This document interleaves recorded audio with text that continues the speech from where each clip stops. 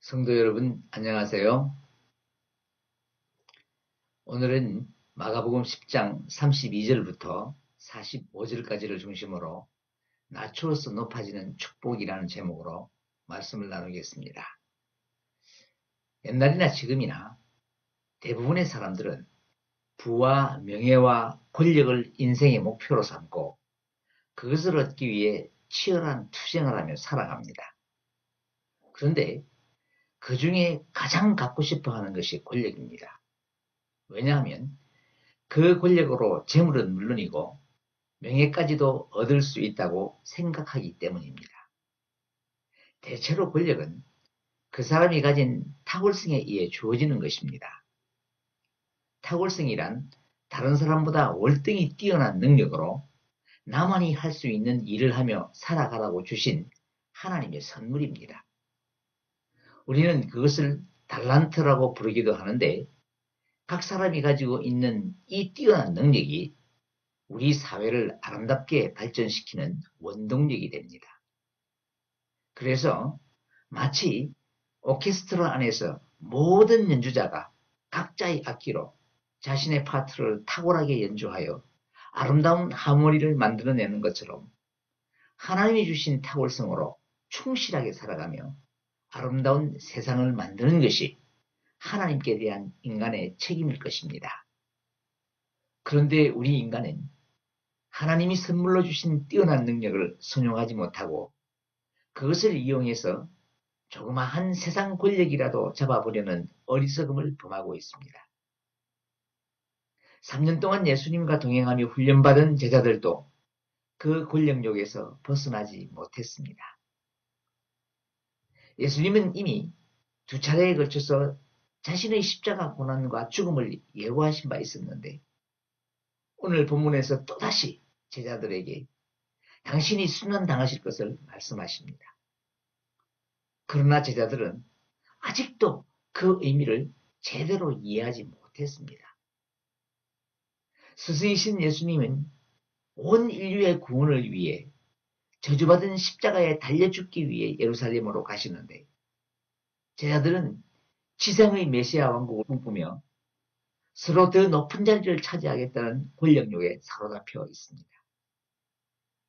그들은 주님께서 부여하신 사람 낚는 업으로서의 탁월함을 잊어버리고 아직도 세상적 가치관 안에 붙들려 있는 것입니다. 오늘은 이런 제자들에게 하신 주님의 말씀을 통하여 섬김의 의미를 새겨보겠습니다. 32절을 함께 읽겠습니다. 예루살렘으로 올라가는 길에 예수께서 그들 앞에 서서 가시는데 그들이 놀라고 따르는 자들은 두려워하더라. 이에 다시 12제자를 데리시고 자기가 당할 일을 말씀하여 이르시되 예수님이 영생의 문제로 고민하던 부자 청년과의 담론 때문에 잠깐 멈추었던 예루살렘을 향한 여정을 다시 시작하셨습니다. 가시는 길에서 제자들에게 예전에 말씀하셨던 당신의 순환과 부활에 관한 말씀을 또 하셨는데 그곳이 구체적으로 어디쯤인지는 알 수 없지만 베레아 지방에서 나왔고 46절의 여리고에 이르렀다는 기록을 보면 여리고 근처 어딘가의 길이었을 것입니다. 그렇다면 그곳은 예루살렘보다 북쪽에 있는 지역이므로 내려간다고 해야 옳은데 본문에서는 올라간다고 표현하고 있습니다. 물론 예루살렘이 이스라엘의 수도이기도 하고 지금 예수님 일행이 머물고 있는 여리고 지역보다 높은 곳에 있기 때문이기도 하겠지만 여기에는 깊은 영적인 의미가 있습니다.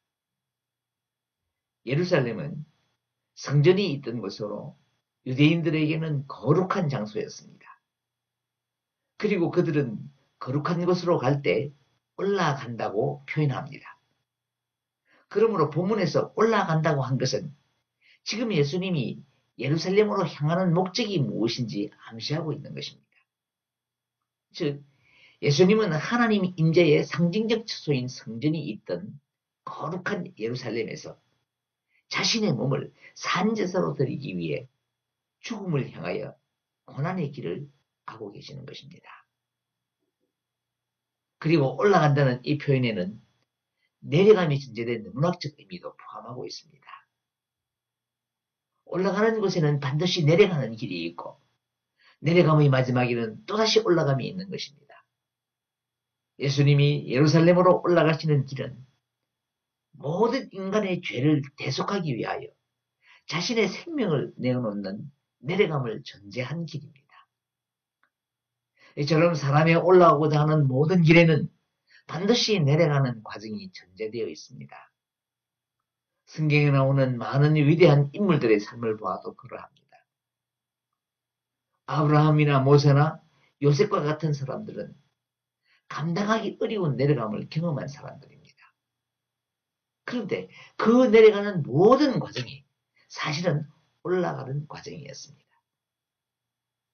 지금 예수님은 예루살렘으로 올라가시지만 그곳은 하나님과 복음을 위하여 자신의 생명을 내어놓으며 한없이 낮아지는 자리입니다.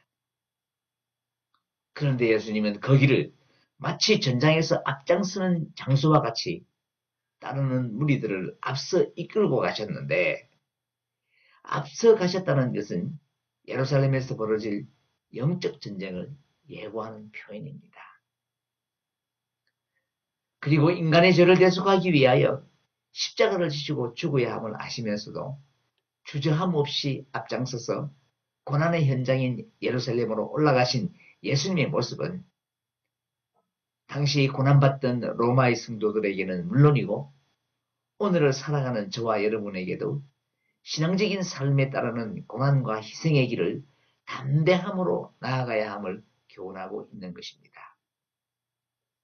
그런데 제자들과 따르는 무리들은 앞서가시는 예수님을 보며 놀라고 두려워했습니다. 그 이유는 당시 예루살렘에서는 예수님을 위험한 인물로 여기는 종교 지도자들이 그를 잡고자 혈안이 되어 있었는데 예수님이 그 예루살렘으로 거침없이 올라가시는 모습에 놀랐고 그 뒤에 일어날 일들에 대해 두려워한 것입니다. 예수님은 이런 제자들에게 임박한 죽음을 앞두고 이미 두 분이나 예고하신 자신의 죽음에 대하여 다시 한 번 더 말씀하시며 제자들을 깨우치셨습니다. 33절, 34절을 함께 읽겠습니다. 보라, 우리가 예루살렘에 올라가노니 인자가 대제사장들과 서기관들에게 넘겨짐에 그들이 죽이기로 결의하고 이방인들에게 넘겨주겠고 그들은 능욕하며 침뱉으며 채찍질하고 죽일 것이나 그는 3일 만에 살아나리라 하시니라. 예수님은 예루살렘에 올라가서 당하실 고난의 사실을 이전보다 더 구체적으로 제자들에게 예고하셨습니다. 특히 이번에는 단순히 죽음으로 끝나는 것이 아니라 죽은 후 3일 만에 부활할 것도 함께 말씀하셨습니다. 그러므로 예루살렘으로 올라가는 그 길은 어둡기만 한 길이 아닙니다. 배신과 능욕과 침뱉음과 채찍질과 죽음이 기다리는 길이지만 동시에 그 죽음 3일 만에 다시 살아나는 부활이 기다리는 길이기도 합니다. 이렇게 예수님이 3일 만에 다시 살아나심은 아담으로부터 시작되었던 옛 창조의 종말인 동시에 예수 그리스도로부터 이루어질 새로운 피조물의 새 창조의 시작을 의미합니다. 이것을 사도 바울은 고린도전서 15장 22절에서 이렇게 고백하고 있습니다. 함께 읽겠습니다. 아담 안에서 모든 사람이 죽은 것 같이 그리스도 안에서 모든 사람이 삶을 얻으리라. 하늘 보좌의 주인이신 예수님은 그 새 창조를 위하여 겸손한 모습으로 인간의 몸을 입고 이 땅에 오셔서 자신의 몸을 내어주기까지 인간을 섬김으로 세상을 이기신 것입니다. 그 겸손과 섬김이 바로 세상이 감당할 수 없는 예수님의 탁월함입니다. 그러므로 그 탁월함은 그의 제자의 길을 걷는 성도들이 갖춰야 할 기본적인 덕목이기도 한 것입니다.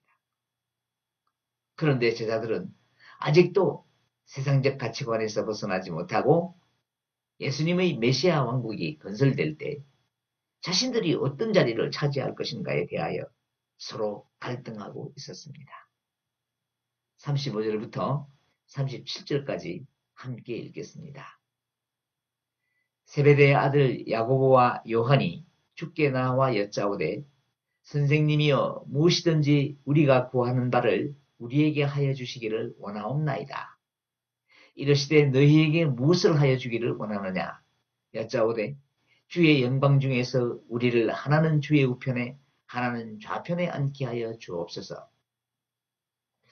세베대 아들들인 야고보와 요한 형제가 예수님이 예루살렘에서 왕위에 오른다고 생각하여 미리 좌우 정승의 자리를 요구합니다. 이러한 생각은 얼마 전에 베드로가 모든 것을 버리고 예수님을 따른 데에 대한 보상을 요구했을 때 예수님이 하신 말씀을 자기들이 바라는 대로 해석을 했기 때문입니다. 베드로의 요구에 예수님이 이렇게 대답하셨습니다. 마태복음 19장 28절입니다. 세상이 새롭게 되어 인자가 자기 영광의 보좌에 앉았을 때 나를 따르는 너희도 12 보좌에 앉아 이스라엘 12지파를 심판하리라. 여기서 영광의 보좌를 그들은 지상왕국의 왕자로 받아들였던 것입니다. 그리고 본문 37절의 주의 영광 중에서라는 말은 마태복음 20장 21절에서는 주의 나라에서라고 표현하고 있는데 야고보와 요한은 그 주의 나라가 바로 예수님이 새롭게 건설하실 지상왕국이라고 생각한 것이었습니다. 그리하여 제자들은 예수님을 따르며 출세의 기회를 얻고자 했던 것입니다. 병행구절인 마태복음 20장 20절을 보면 이러한 요구를 그들의 어머니가 청원한 것으로 기록되어 있습니다. 치맛바람으로 불리는 유력한 어머니들의 극성이 예수님 시절에도 있었던 것 같습니다. 그런데 이러한 생각은 다만 세베대의 아들들만이 아니라 모든 제자들이 같은 생각을 하고 있었습니다. 41절을 보면 이들의 청탁하는 모습을 본 10제자들이 분을 내었다고 기록하고 있습니다. 자기가 하지 못한 어떤 일에 분을 낸다는 것은 자신도 똑같은 생각을 가지고 있다는 반증이 되는 것입니다. 9장 34절을 보면 그들은 이미 누가 크냐 하는 것으로 다툼을 벌였던 자들입니다. 예수님은 지금 죽으러 가시는데 그들은 세상의 권력을 추구하며 서로 시기하고 질투했습니다. 예수님이 세 번째 순환 예고까지 하였음에도 불구하고 그들은 아직도 예수님이 고난의 메시아임을 몰랐던 것입니다. 어찌 보면 어렴풋이 알긴 알았는데 그렇게 인정하기가 싫었을지도 모릅니다. 그리하여 정치적 메시아가 누리는 영광 가운데 자신들도 머물기를 원한 것입니다. 38절부터 40절까지 함께 읽겠습니다. 예수께서 이르시되 너희는 너희가 구하는 것을 알지 못하는도다. 내가 마시는 잔을 너희가 마실 수 있으며 내가 받는 세례를 너희가 받을 수 있느냐? 그들이 말하되 할 수 있나이다. 예수께서 이르시되 너희는 내가 마시는 잔을 마시며 내가 받는 세례를 받으려니와 내 좌우편에 앉는 것은 내가 줄 것이 아니라 누구를 위하여 준비되었든지 그들이 얻을 것이라. 제자들의 황당한 요구에 예수님은 점잖게 그들의 무지를 지적하시면서 당신이 마시는 잔과 당신이 받는 세례를 받을 수 있느냐고 되물었습니다. 그런데 그들은 할 수 있다고 대답합니다. 하지만 그 의미를 알고 대답한 것이 아닙니다. 본문에서 잔이나 세례는 모두 주님의 고난과 죽음을 상징하는 것입니다. 구약성경에서 잔은 때로는 번영의 의미로도 사용되지만 주로 괴로움과 순환을 상징하는 말로 사용되었습니다. 그리고 세례로 번역된 헬라어 바티스마도 구약성경에서 비유적으로 사용될 때에는 어떤 사람이 극심하게 당하는 재난이나 고난을 의미하고 있습니다. 그러므로 잔과 세례는 그리스도의 고난을 분명히 보여주는 용어라고 할 수 있습니다. 그리고 마시는에 해당하는 헬라어 피노는 문법적으로 현재 능동태 동사인데 이것은 예수님이 자원함으로 기꺼이 고난을 받으시려는 것을 의미합니다. 따라서 야고보와 요한이 예수님이 마시는 잔을 마실 수 있다고 한 것은 예수님의 고난을 같이 하겠다는 의미를 지니게 됩니다. 하지만 그들의 대답은 그 고난의 의미를 전혀 깨닫지 못하고 한 것이었습니다. 저는 이 장면을 읽을 때마다 조금은 두려움을 느낍니다. 내가 모르고 한 말이 나중에 보면 그것이 예언이 되어 그대로 이루어지는 것을 경험할 때가 있기 때문입니다. 지금 제자들은 예수님의 고난의 의미를 깨닫지 못한 채 개인적 영광에 대한 집착만으로 마시는 잔과 세례를 받을 수 있다고 당당하게 대답한 것입니다. 그런데도 주님은 제자들을 향하여 당신이 마시는 잔을 마시며 당신이 받는 세례를 받는다고 말씀하셨습니다. 실제로 훗날 그들의 삶에서 그들의 대답이 그대로 이루어집니다. 사도행전 12장 2절을 보면 야고보가 12제자 중에서 제일 먼저 순교했습니다.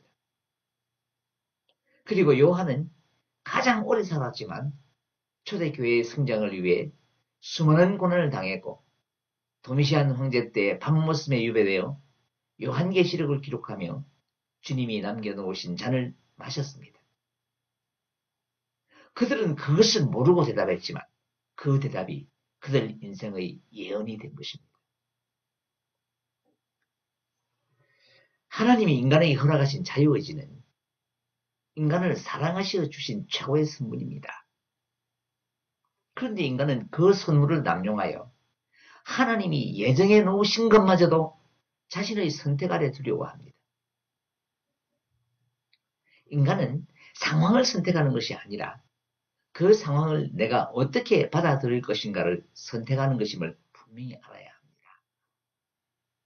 하나님이 에덴 동산에 선악과를 두시고 아담에게 먹지 말라고 했을 때 아담의 선택은 하나님의 명령을 순종하여 먹지 않을 것인지 아니면 먹을 것인지를 선택하는 것이지 선악과를 둘 것인지 두지 않을 것인지를 선택하는 것이 아닌 것과 같습니다. 에덴 동산에 선악과를 두는 것은 전적으로 하나님의 권한에 있는 일이기 때문입니다. 마찬가지로 예수님의 십자가 사역을 통한 하나님의 구원 계획은 우리가 바꿀 수 없습니다. 그러나 예수님을 구주로 영접하는 일은 우리의 자유의지가 선택하는 것입니다. 물론 하나님은 그 선택의 결과까지도 미리 아시고 예정하셨지만 그 선택을 우리에게 맡겨주신 것입니다. 이렇게 하나님은 당신이 예정하신 일에 대한 반응마저도 인간의 자유의지에 맡겨놓으신 것입니다.